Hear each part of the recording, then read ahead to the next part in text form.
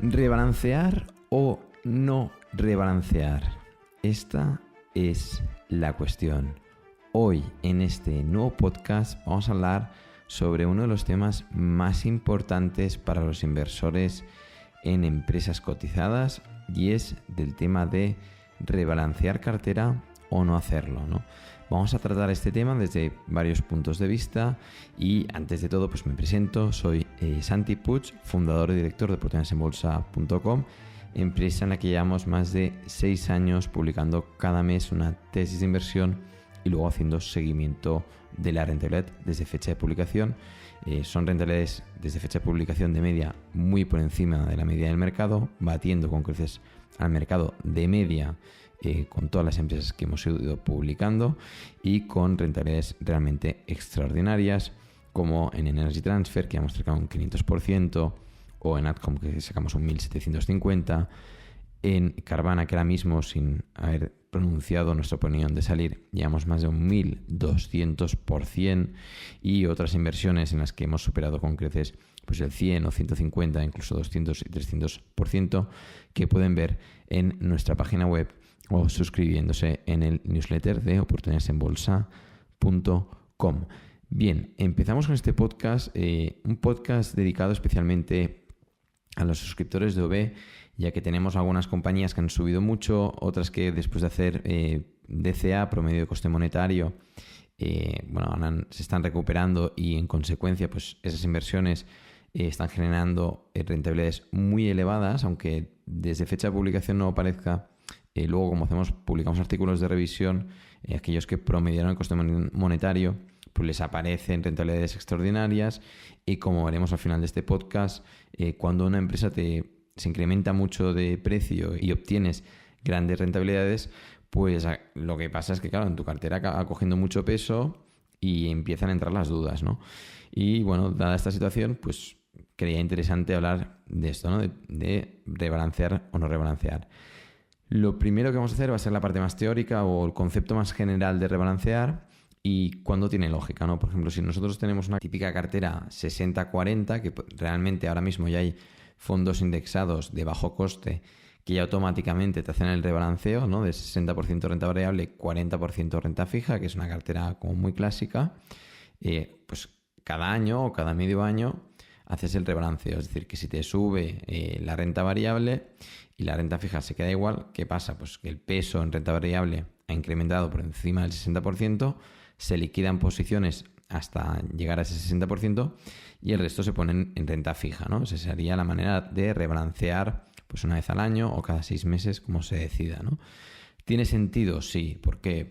Pues porque cuando tú tienes un activo que crece más que el otro, pues quiere decir que los precios se supone que están más caros en renta variable, liquidas posiciones ahí y compras de otro activo que están más bajos. Si aquí añadieras oro, ¿no? Hicieras 50% renta variable, 25% renta fija, 25% oro, pues tendría mucho sentido, ¿no? Es decir, cuando te sube la renta variable compras más oro, y cuando baja la renta variable vendes oro y compras renta variable, ¿no? Entonces, en cierta manera el rebalanceo tiene bastante sentido, ¿vale? Y bueno, yo lo veo así, pero cuando gestionas tu propia cartera puede ser que tomes decisiones distintas, como ahora explicaremos en este podcast, ¿no? Pero lo primero que quiero dejar claro, que bajo mi punto de vista y opinión, en carteras, por ejemplo, de fondos, que tú quieras tener una estabilidad de control de la volatilidad y un rendimiento más o menos previsible, pero sin que sea muy elevado, es decir, oye, yo quiero más o menos un 7, un 8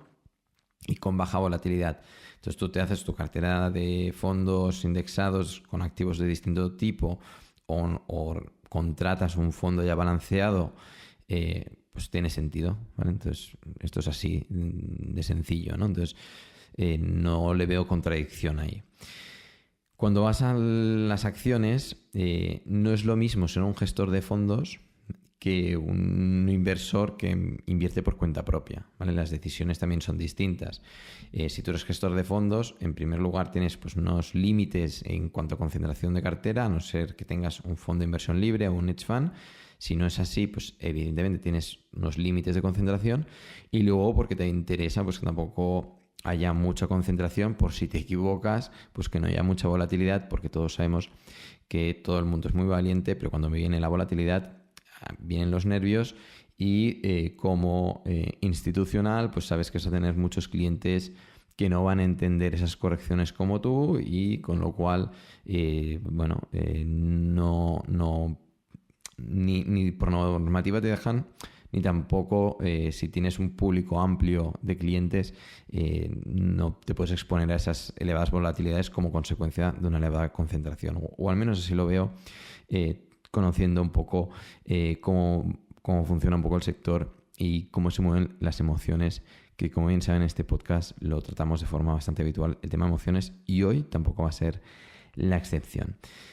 Entonces dices, bueno, pero ¿tú qué piensas? Bueno, antes de entrar en como yo lo veo, ¿vale? Que no es lo más común o lo más habitual, os voy a explicar una historia que es la de Larry Ellison, que es el cofundador de Oracle, que es una empresa tecnológica fundada en el año 77, salió en bolsa Oracle en el 84, y si miramos el gráfico de precios, es una empresa que desde su salida a bolsa ha subido un 260.000%, ¿vale?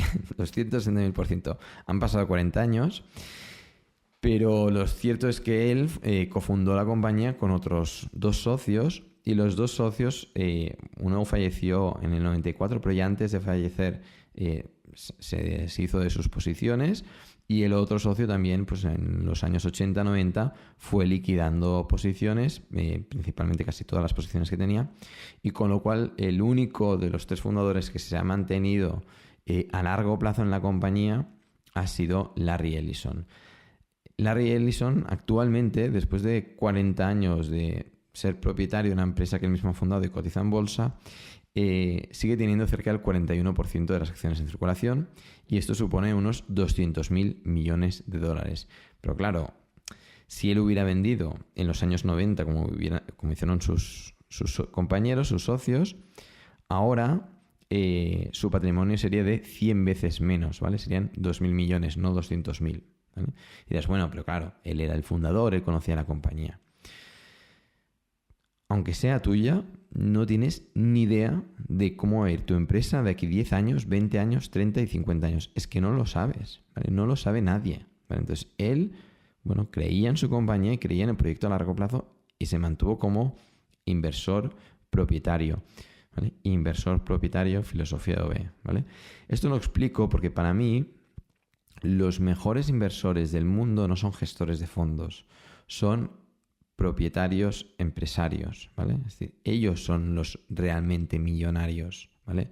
Es decir, hay gestores de fondos que son multimillonarios, sí, porque gestionan tantos millones que con las comisiones que cobran acaban ganando mucho dinero, pero la verdadera generación de riqueza son emprendedores, inversores que tienen una participación importante en una compañía y se mantienen ahí durante largos periodos de tiempo, ¿vale? Buffett y Munger la fortuna la hicieron con las acciones de Berkshire Hathaway, ¿vale? No gestionando fondos. Bernard Arnault lo ha hecho con LVMH y Ellison pues lo ha hecho con las acciones de Oracle. Con lo cual, punto fuerte de este podcast, ¿vale? Que siempre he querido compartir.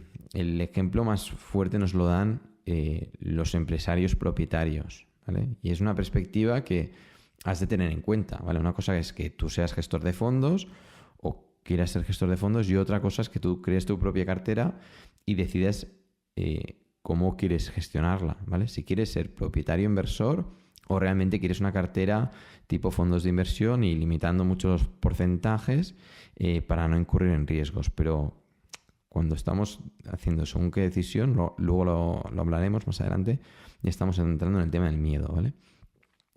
Y Larry Ellison, para que vean que no ha sido un paseo, ¿vale? Hasta este 260.000% de rentabilidad, la empresa cuando salió a bolsa pues subió un poco y luego en el año 86 se desplomó un 50%.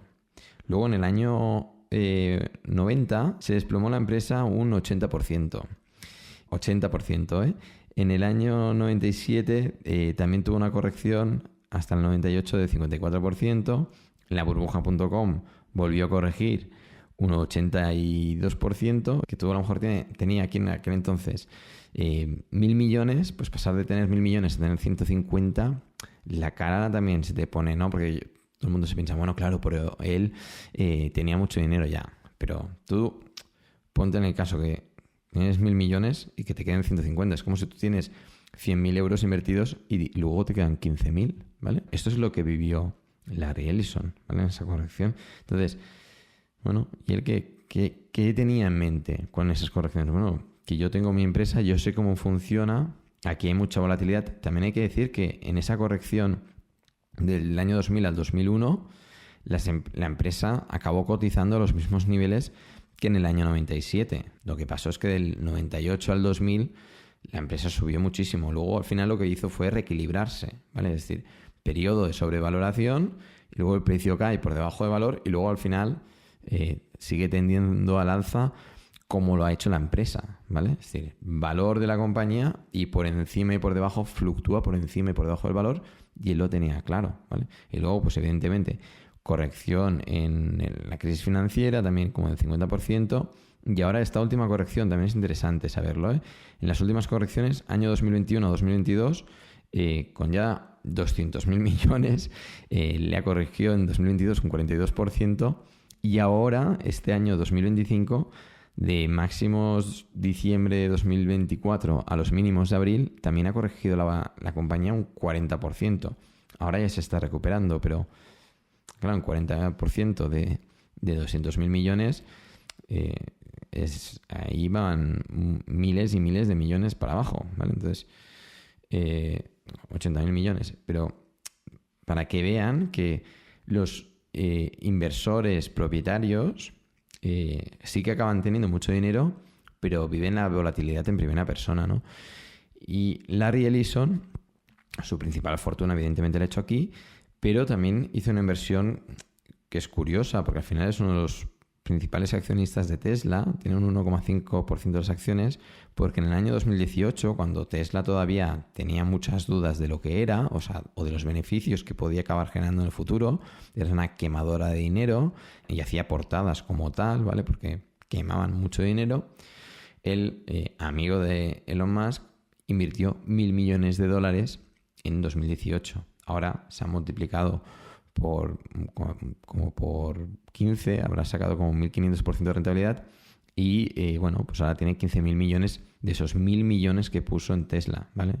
Entonces, bueno, son inversiones curiosas, ¿no? Y no es que Larry haya dicho, bueno, pues como hizo Bill Gates, ¿no? Que vendió como la mitad de las participaciones o más y luego tiene pues toda una cartera de acciones defensiva para, pues si Oracle va mal, tenerlo en otras compañías. No lo ha hecho y lleva 50 años en la compañía. La fundó en el 77, salió bolsa en el 84, con lo cual, bueno, 40 cotizando y casi 50 desde que empezó con el proyecto, ¿no? Y aquí, bueno, yo creo que de Larry el primer aprendizaje, y que ya hemos comentado, es esta visión de empresario fundador y skin in the game a largo plazo, y luego la paciencia y tolerancia a la volatilidad y la estrategia de la silla, de quedarse quieto y no hacer nada, ¿vale? Que eso es difícil de aplicar, pero Buffett y Munger al final de los aprendizajes que te puedes llevar es el de mantenerse propietario de una compañía, que es lo que hicieron ellos con sus propias compañías, pensar a largo plazo y básicamente lo que hacían Munger y Buffett es tener grandes cantidades de efectivo porque cuando hay correcciones sabes que puedes comprar más barato, ¿vale? Entonces, bueno, ¿cómo te preparas para la volatilidad? Pues Buffett lo tiene claro, tener efectivo para comprar barato, ¿vale? No para vender. Y ya yendo a nuestra cartera, ¿no? Para entender un poco lo que pasa cuando tenemos una multibagger en mano y cómo nos afecta en la cartera, he preparado un pequeño Excel en el que podemos ver una cartera de 100.000 euros repartida en 10 inversiones de 10.000 euros, ¿vale? Para que sea sencillo entre los siguientes de OB, porque ya sabemos todos los comentarios que van saliendo por ahí. Hay inversores de todos los tamaños, ¿vale? Hay inversores pequeñitos que tienen una cartera de 10.000 euros, hay inversores con varios millones y también hay institucionales que están suscritos a OB con carteras de cientos de millones, ¿vale? Entonces, bueno, aquí hay de todo.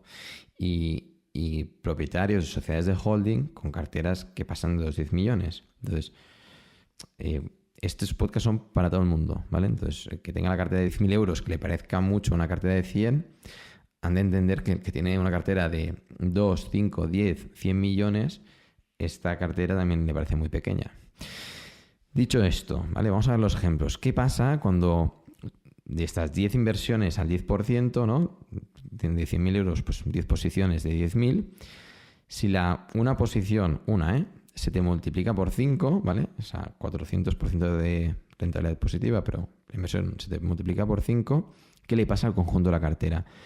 Que esta inversión número 1 que hemos puesto, el peso pasa a ser del 35,7% y el resto ya no son del 10%, porque la cartera ya tiene un valor de 140.000 millones. Con lo cual, al final, te vas a que las otras tienen un peso del 7%.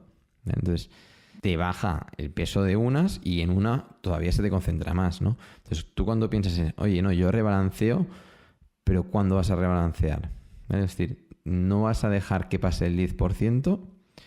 Entonces, claro, si tú la que pasa del 15% o del 20%, ya le cortas posiciones a esa posición ganadora, claro, cuando consigas un por 5 o un por 10, le vas a conseguir un por 10 ¿a qué? De tu inversión inicial. Muy poco, porque la habrás ido podando, le habrás ido sacando dinero de ahí para ponerlo en las otras, para ir rebalanceando, y al final ese por 10 o ese por 5 va a tener muy poco peso, porque una inversión de 10.000 euros, cuando se te multiplica por 10, al final acaba teniendo un 52% del peso y las otras únicamente tienen un 5, ¿vale? Un 5,26. Tú tienes 190.000 euros de 100.000 iniciales que tenías repartidos en 10 posiciones, pero en una tienes un 50% y en las otras un 5%. Claro que tú miras tu cartera y dices, madre mía, que si me va mal esta, me va a afectar mucho en la cartera. Evidentemente, ¿vale? Es decir, evidentemente. Pero has de ver la otra cara, o al menos como yo lo veo. Si tú no dejas crecer tus posiciones ganadoras, sí, tú podrás ir diciendo por ahí que de una inversión conseguiste un por 10, pero has de ser sincero. Si conseguiste un por 10, pero realmente del por 10 únicamente, de esos 10.000, únicamente fueron 2.000 o 1.000 euros, en este caso, o 1.000 dólares de los 10.000 iniciales, porque cada vez que te superaba el 15 o el 20% del peso en la cartera, reducías posiciones para no, por el miedo a perder lo ganado, ¿vale? Y decir, pues ahí no tenía mucho sentido. Y dirás, no, pero es que yo vendo porque que esto tiene sentido, ¿eh? O sea, lo que voy a decir ahora tiene sentido, pero es contradictorio con dejar crecer a las posiciones ganadoras. Tú puedes decir, no, yo vendo porque esta empresa ha subido mucho y aquí tengo otras con mayor margen de seguridad, y con lo cual digo, mira, la que lleva el 15% de peso en mi cartera, si tengo 10 posiciones, reduzco hasta el 10 y lo pongo en las otras que están más baratas. Claro, lo vas a ir haciendo automáticamente, pero estás siguiendo una filosofía que a lo mejor al final tu cartera no acabará teniendo tan buenas rentabilidades. Es decir, has de decidir, ¿vale? Aquí te has de mojar, has de decir qué quieres hacer, ¿vale? Si quieres ir cortando las posiciones ganadoras y que al final tengas empresas que se te multiplican por 5 o por 10, pero partes muy pequeñas de tu inversión inicial, o dejarlas crecer. ¿Por qué lo hace la gente? ¿O por qué se vende cuando está subiendo una empresa? Principalmente el motivo es el miedo, ¿vale? Es decir, nuestras decisiones, bajo mi punto de vista, más erróneas, las tomamos por miedo. Es decir, si el argumento es el miedo a perder lo ganado, no es un argumento, ¿vale? Entonces, el argumento, ¿yo qué hago? Pues para hacer frente al miedo, yo separo cada inversión como si fueran cajitas, ¿vale? Es decir, cada una, aunque sean 10, cada una la trato de forma individual. Otra cosa es que me venga una caja nueva y diga, oye, esta caja, yo quiero poner dinero aquí, y me doy cuenta que hay otra de esas cajas que no me gusta. Entonces, a lo mejor la saco entera y pongo esa, ¿no? Pero si yo sigo viendo potencial, y ahora hablaremos un ejemplo real, y aunque lleve un por 10, yo no la vendo. ¿vale? Porque yo cuando planto semillas y digo, mira, pues voy a poner tanto dinero aquí, siguiendo este ejemplo, ¿no? Pues pongo 10.000 euros en esta compañía y 10.000 aquí, 10.000 aquí, 10.000 aquí, las trato de forma independiente, ¿vale? Es decir, es que esto es como si tuvieras tu empresa propia, un local comercial y una empresa cotizada. ¿Verdad que no rebalancearías entre los tres activos, ¿no? Porque una es tu empresa, la otra es un local comercial que tienes alquilado y lo otro son acciones de una empresa cotizada. Entonces, no podrías rebalancear ahí, ¿no? Es decir, no dirías, mira, pues vendo una parte del local, o si tienes un edificio de pisos, vendo un piso porque ha subido mucho de valor el edificio y lo voy a meter en acciones. Hombre, o sea, lo tratarías de forma independiente, ¿vale? Entonces, los motivos de venta han de ser independientes. Es decir, yo llego y tengo una empresa que ha llegado a mi objetivo de valoración y no creo con el potencial que tienen a largo plazo, se han perdido margen de seguridad, los motivos que sean, y quiero vender esa compañía, la vendo. Entonces, con esa caja, entonces decido dónde lo pongo, ¿vale? Entonces digo, bueno, pues voy a ponerlo en esta empresa o en esta otra, o me espero una corrección o lo que sea. Pero el motivo no es, oye, es que está subiendo mucho de peso en mi cartera, voy a liquidar para reducir riesgos. No, eso no es una... Al menos no es mi filosofía. Y si tú realmente quieres ganar dinero de verdad invirtiendo en bolsa y conseguir rentabilidades extraordinarias, has de dejar que las buenas crezcan, ¿vale? Y que las buenas historias empresariales, que es donde estás invirtiendo ahí, en historias empresariales, en empresas que están ejecutando cada trimestre y cada mes, cada semana ahí, crezcan, ¿vale? Vamos al caso de Carvana para ver un ejemplo real en el que públicamente he dicho que he invertido, ¿vale? Pero es lo único que he dicho de forma pública, ¿no? En el caso de Carvana, nosotros lo publicamos a 24. Cuando cayó a 7, publiqué un artículo especial contradiciendo toda la prensa, me mojé muchísimo. Fue quizás demasiado, ¿vale? Porque estaba al borde de la quiebra, pero yo hice mis cálculos y consideré que no. Salió bien. Y Carvana ahora mismo está cotizando por $327 la acción, ¿vale? La publicamos en otoño 2022 a $24, ¿vale? Es decir, desde fecha de publicación llevamos como 1.200 y desde fecha de revisión, cuando se siguió desplomando justo después de publicación, desde 7, pues muchísimo más, ¿no? Hay suscriptores que yo recuerdo que nos escribieron y dijeron, oye, a 50 salieron, tenían precios promedio de 5 y a 50 salieron y ya se llevaron un 1.000%, ¿no? Está muy bien. Es decir, para empezar ya consiguieron un 1.000%, ¿vale? Para conseguir un 1.000% quiere decir que si todas las otras empresas de su cartera tenían 10 al 10%, ya pasaron por tener una empresa al 50% del peso, ¿vale? Es decir, por ahí ya pasaron y con lo cual ya no siguieron el rebalanceo automático, ¿vale? Entonces, bueno, pues ya lo hicieron bien. Pero ¿qué pasa? Que Carvana, ahora mismo, nosotros desde OB no hemos publicado ningún artículo que diga que nos vamos de Carvana. ¿Por qué? Pues porque Henry García ha dicho, oye, mira, Carvana en el mercado de coches de segunda mano, en Estados Unidos se venden unos 40 millones de coches al año, ¿vale? En coches de segunda mano. 16 millones nuevos y 40 millones de segunda mano en Estados Unidos. Y ellos tienen menos de un 1% de la cuota del mercado, ¿vale? Están vendiendo al retail y ellos venden en retail y al por mayor. Pero en retail están vendiendo unos 400.000 coches, ¿vale? En last 12 months, en los últimos 12 meses. Claro, ellos dicen, oye, nos vemos capaces, con nuestra estructura actual de activos que tenemos, marca y desarrollo y tal, en los próximos 5 años, 5 o 10 años, 5 o 8 años, ir a buscar los 3 millones de coches al año y con lo cual, de esos 40 millones, ir a buscar una cuota que no llegará ni al 10%, es decir, sea como un 6%, una cosa así. ¿Es factible? Sí. Es decir, está en un mercado extremadamente fragmentado, ¿vale? El mercado de coches de segunda mano. No es, o sea, hasta ahora, hasta hace 10 años, pues el mercado de coches de primera nuevos pues estaba bastante consolidado con muy pocos actores. Ahora están, bueno, entrando muchísimos actores, se está fragmentando mucho el sector. Pero ese es otro tema, el de los coches nuevos. Pero en cualquier caso, en de segunda mano no hay vendedores dominantes y eso facilita mucho que una marca que está creando todo un producto, una historia en la que hay un proceso de compra-venta satisfactorio por parte de los clientes, se genera una bola de nieve y un poder de marca y un crecimiento que son capaces de hacer, y con lo cual ahora la empresa se puede multiplicar en cuanto a facturación y ventas por 6 veces, ¿vale? Entonces tú dices, bueno, yo creo una compañía, claro, la empresa se puede ir a 50, ¿vale? Entonces el inversor que compró a 5, que habían suscriptores de OVE con promedios de coste monetario a 5, de Carvana a 5, claro, a 50, de 10.000 tienen 100.000, pero cuando llegue a 500 tenían 1.000.000. 1.000.000, ¿vale? Tú pones 10.000 euros ahí y tienes 1.000.000 de euros el día que llega a 500, que puede ser, ¿no? Que es factible. Entonces, ¿cuándo es de salir? No es de salir porque te has subido un 10 por 5 o un por 10 o un por 15. Has de salir porque dices, oye, yo ya no le veo potencial a esta compañía y ya no hay margen de seguridad, con lo cual salgo, ¿vale? Perfecto. Pero salir porque dices, no, es que ya ha subido mucho y voy a ponerlo en otra que solo ha hecho que caer.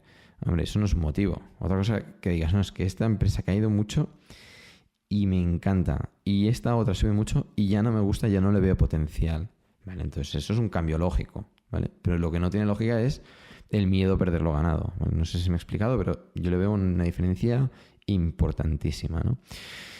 En cualquier caso, les invito a la reflexión. Este es un podcast para que reflexionen, para que ustedes decidan, ¿vale?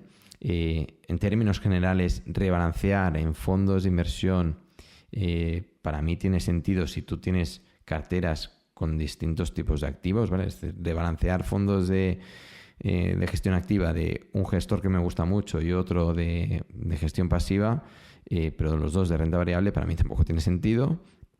Pero sí que si tú dices, oye, yo quiero un 50% en renta variable y 25 renta fija, 25 oro, pues ese rebalanceo tiene sentido, ¿vale? Sobre todo por el tema oro y renta variable, que en el último podcast ya lo comentamos, que se mueven de forma opuesta, ¿vale? De media, ¿vale? Entonces, bueno, tiene bastante sentido ahí.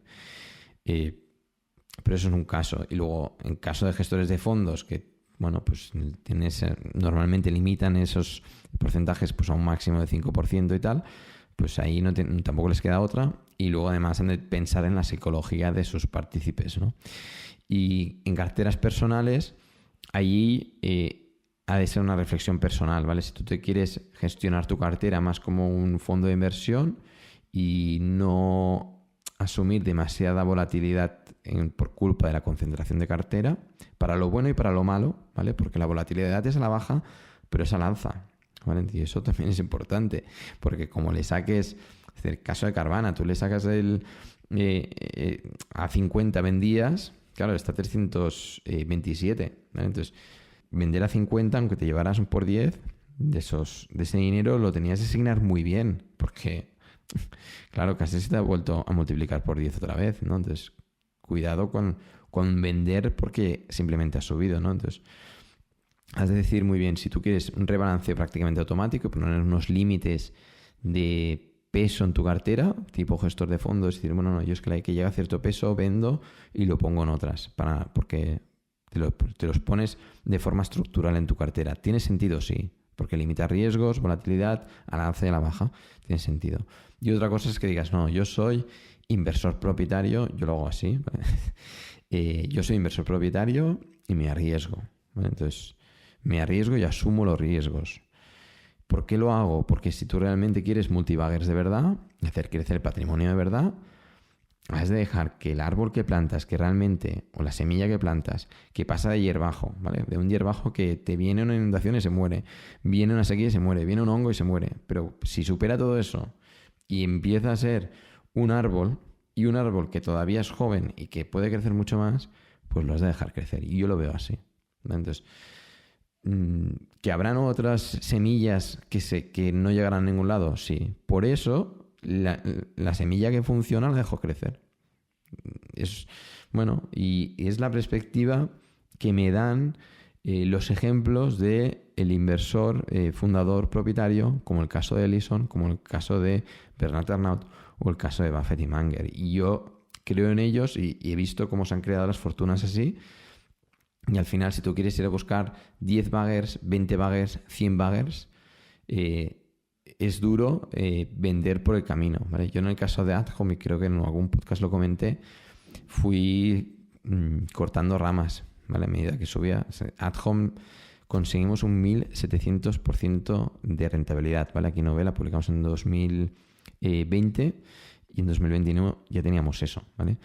Pero al final la rentabilidad sí que hay un tiempo, pero tu psicología al final está ahí trabajando. Entonces cuando tú ves que ya has multiplicado por 2, por 3 o por 4, es muy difícil no cortar ramas. Es muy difícil. Entonces yo ya lo he vivido, ya me pasó, ya le fui cortando ramas y al final me di cuenta que sí, había conseguido 1700, pero de una parte mucho más pequeña que si no hubiera ido vendiendo por el camino, ¿vale? Y al final yo confiaba mucho en esa compañía, pero la psicología me jugó en contra y yo, bueno, veía que ya tenía rentabilidad muy alta y tenía miedo a perder lo ganado, ¿vale? Miedo a perder lo ganado, que eso es donde pecamos todos cuando hay subidas, ¿vale? Cuando hay subidas es mucho más difícil de gestionar que cuando hay caídas, ¿vale? Y ahí te has de ir a analizar la empresa, en mi caso, pues con cajas individuales y valorar cada una de forma independiente.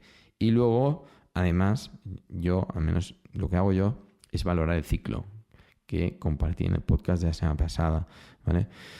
Con todo esto, yo creo que les he dado información para que reflexionen sobre rebalancear, no rebalancear. Dos perspectivas muy distintas, la del rebalanceo automático o prácticamente automático, si lo haces con tu propia cartera de acciones poniéndole unos límites de concentración, o al poner unas cajitas, unas semillas de tus inversiones iniciales y a partir de ahí dejarlas crecer hasta que tú decidas que esa empresa está cara o ha perdido fundamentales o lo que sea, ¿vale? Pero dejarla crecer hasta que decidas de forma independiente, ¿vale? Tenga el peso que tenga en la cartera, ¿vale? Son cajas independientes cada inversión, ¿vale? Como si fueran empresas tuyas en propiedad del 100% de forma independiente, ¿vale? Lo dejamos aquí, esperemos que les haya sido de utilidad. Sobre todo los que no están suscritos al newsletter, les invitamos a que se suscriban al newsletter porque ahí enviamos gráficos muy interesantes. Ahora esta semana pasada enviamos todos los gráficos del ciclo actual del mercado. Seguiremos enviando más gráficos de este tipo. Hay un gráfico que no comentamos en el podcast de la semana pasada que vamos a compartir únicamente a los suscriptores del newsletter y con lo cual les invitamos a todos que se suscriban al newsletter para recibir esta información exclusiva y de calidad para los suscriptores del newsletter de oportunidadesenbolsa.com, que es gratuito, que es gratis, gráficos gratis, sin trampa ni cartón. Esto es todo, nos vemos, hasta la próxima.